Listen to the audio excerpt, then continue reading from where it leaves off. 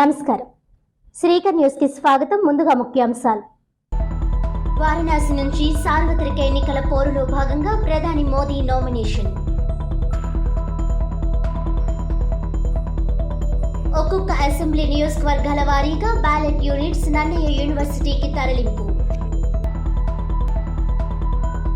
MLA అభ్యర్థి ఆదిరెడ్డి వాసు గెలుపు ఖాయమని 13, 14, 15 వార్డులు చెల్లుబడి సూర్యనారాయణమూర్తి ఆధ్వర్యంలో టపాసులు, మందుగుండు సామాను పేల్చి స్వీట్ల పంపిణీ.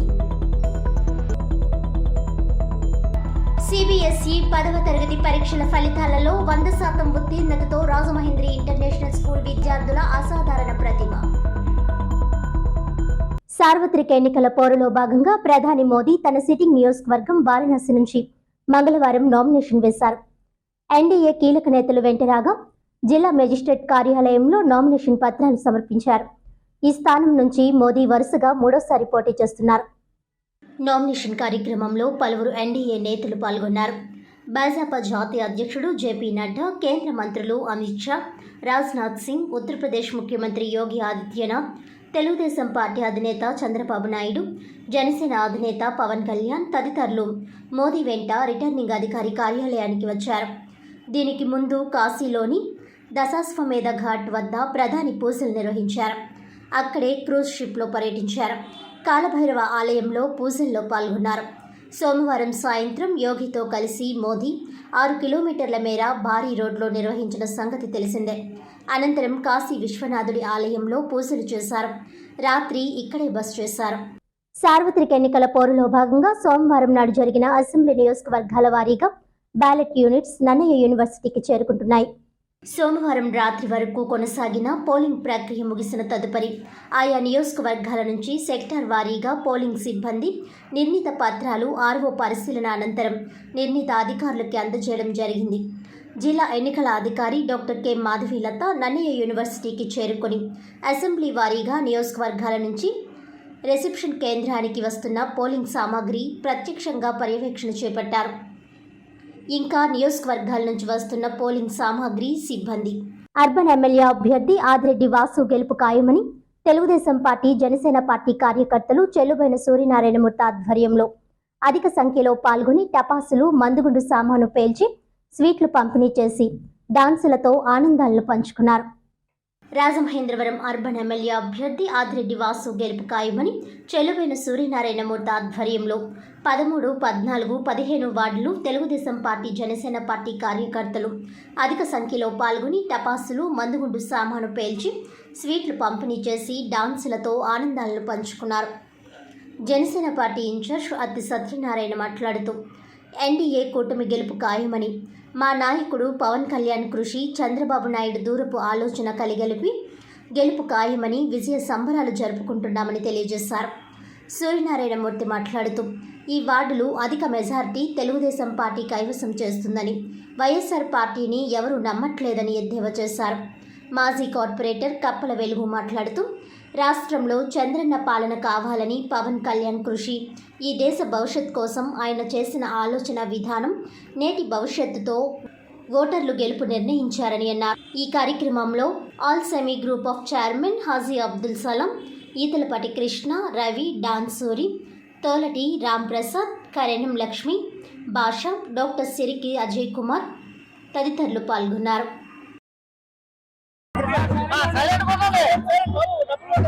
రాజమండ్రి సిటీ ప్రజలందరికీ కూడా మా కూటమి తరపున చాలా మంది అందరికి, ప్రతి ఒక్కరికి పేరు పేరున కూడా మేమందరికీ కూడా కృతజ్ఞతలు తెలియజేస్తున్నాం.